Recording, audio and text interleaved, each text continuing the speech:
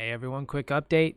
We had our Tesla earnings today and they were not fantastic. Weren't terrible, but weren't great. The book just looks a little thin, meaning they had a lot of spending and not a lot of revenue, which isn't terrible. It can be good for the basically the future outlook of Tesla, but that also has people worried that people are going to have to cut costs, cut jobs all across these next couple tech earnings.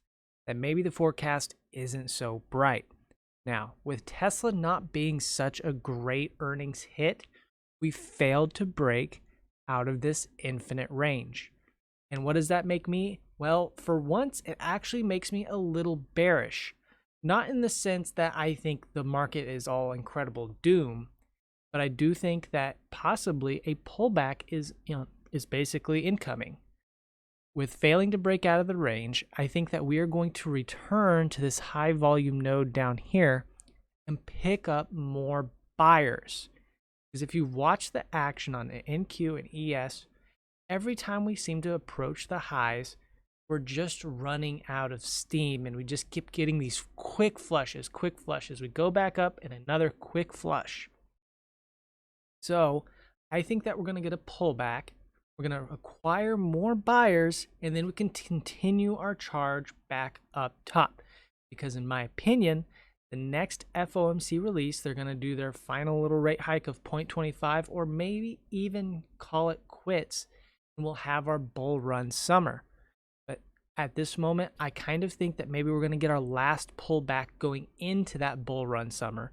So I'm not very long biased up here that I was a few days ago. I thought we were going to break out of this range.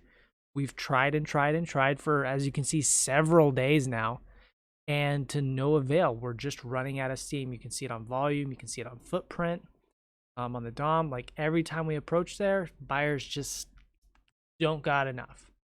So I think we rotate down. I have another chart here as well on NQ. I believe that we rotate down.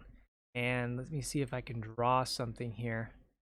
I believe we are going to rotate. We'll probably bounce in here again, but probably approach this 12,700, 600 area. Now at that place, I will be definitely trying to get long. I'll be stabbing some longs at that 12,600 area.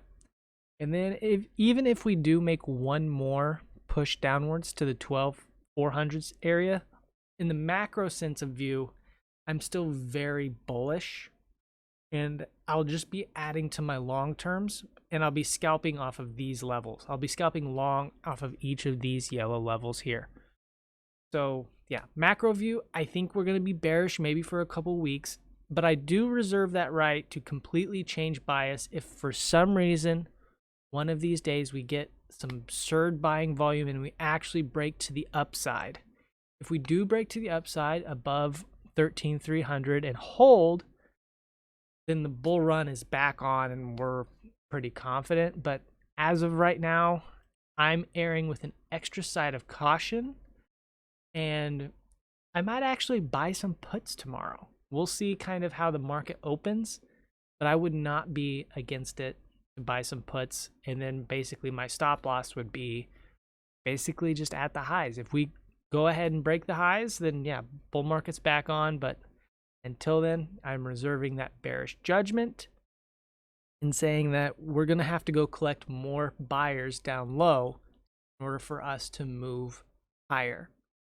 So yeah, that's kind of my analysis for today and what kind of my bias is going into the day. As you guys all know, my daily intraday trades, those still go off of initial balance. I'll be scalping my levels. But in the macro sense, I would not be surprised to see a few red days here and there. So thank you guys for watching. If you have any comments or thoughts on this, please comment down below. And yeah, feel free, join the Discord, come talk about it. We'll be there all day. And we will see you in the next one.